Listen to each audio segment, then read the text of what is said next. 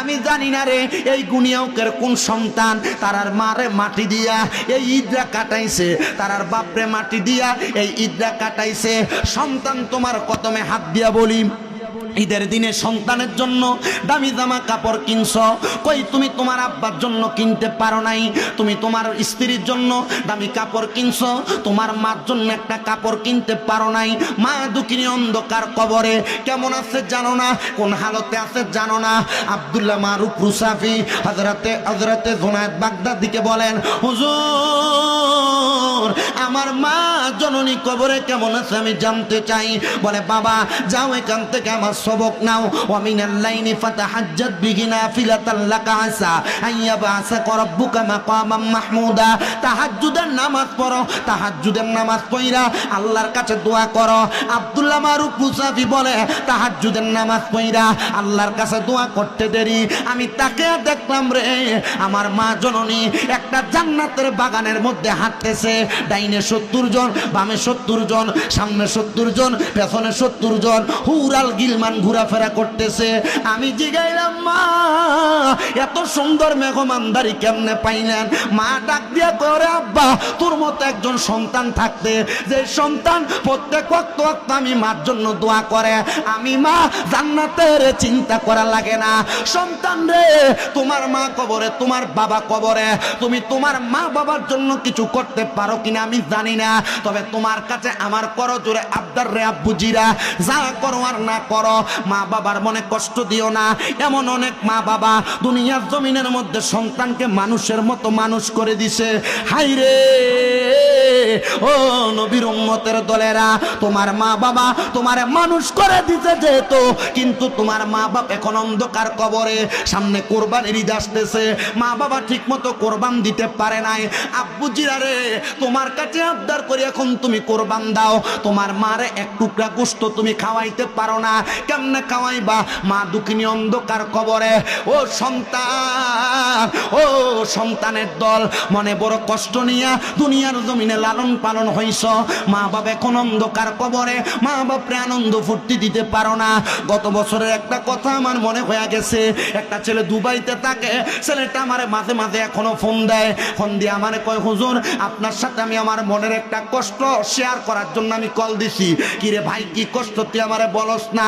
আমারে ডাক দিয়ে কয় হুজুর আমার আব্বাজান ঘরের মধ্যে গাই গরু পালন কইরা কইরা আমাদের সংসার চালাইতো, আমার যখন ভিসা কনফার্ম হয়ে গেছে আমার বিমানের টিকিট কাটার জন্য আমার আব্বাজান গরু বিক্রি করে দিছে। আমার আব্বাজানের একটা লালন পালন করা এই গরু ডেহা বাচ্চা ছিল, যেটা বিক্রি কইরা আমার আব্বাজান চেষ্টা করছেন আমার এই গরু ছোট গরুটা দিয়ে আমার আব্বা কোরবান দিব। কোরবানের 2 মাস আগে আমি বিদেশ চলে আসছি রোজারিদের পরবর্তী সময়ে। আমার আব্বা আমারে এয়ারপোর্ট থেকে যখন প্রবেশ করায় দেয়, আমি আব্বার দিকে ছায়া কইলাম আব্বা নিজের পালন করা গরুটা বিক্রি করলেন, আব্বা কোরবান দেওয়ার জন্য নিয়ত করা গরুটা বিক্রি করলেন। ও আব্বা এখন কি আপনি তো কোরবান দিতে পারবেন না? আমার আব্বা আমার মাথায় হাত বুলে কইছে যা বিদেশ যা, প্রথম বেতনের টাকা দিয়েই কোরবান দিব। হুজুর যেই দিন আমি বেতন পাইছি আব্বারে খবর দেওয়ার জন্য ফোন লাগাইছি, আব্বা গরু কিনা কোরবান দিতে পারবেন? হুজুর ফোন দেওয়ার সাথে সাথে আমার ছোট ভাই ফোনটা ধরে কয় ও ভাই কোন আব্বার সঙ্গে কথা বলার জন্য কল দিলা? আব্বা তো 2 মিনিট আগে দুনিয়া থেকে বিদায় হইয়া কবরে চলে গেছে। হুজুর আজকে 1 বছর পর্যন্ত বিদেশ ইনকাম করি, কিন্তু আমার আব্বা জানের হাতে একটা টাকা দেওয়ার মতো সাধ্য আমার নাই। ও বাবা তোমার মা বাবা অন্ধকার কবরে, টাকা পয়সা দিতে পারো না, সাধ্য নাই, দোয়া করবা, দোয়ার চাইতে বড় নেয়ামত নাই।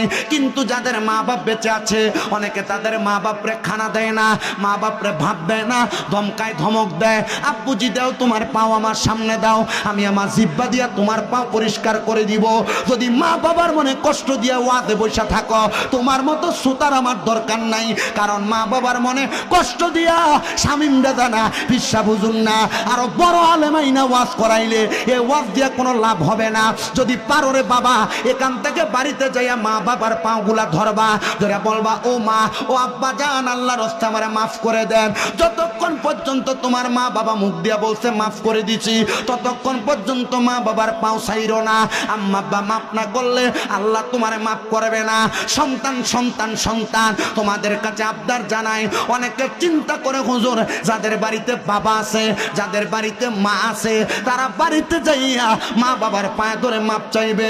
আমার তো আব্বা নাই, আমার তো মা নাই, আমি কার পায়ে ধরে মাপ চাইবো? হুজুর আমারে মাপ চাওয়ার একটা বুদ্ধি শিখিয়ে দেন না। পিসা হুজুর আপনাদেরকে নিয়ে দোয়া করবে। আল্লাহর কসম করে বলি, কোন সন্তান যদি তার মা মারা যাওয়ার পর, বাবা মারা যাওয়ার পর রব্বির হামহুমা কামা রব্বায়ানি সগীরা বইলা চোখের মনি কোটার মধ্যে একটা মাছির মাথা পরিমাণ পানি ছাইরা দিয়া কান্না করে, ওই পানিটা মাটিতে পড়ার আগে আমার আল্লাহ তার মা বাবার জীবনের গুনাহ মাফ করে দেয়। কোন সুবহানাল্লাহ।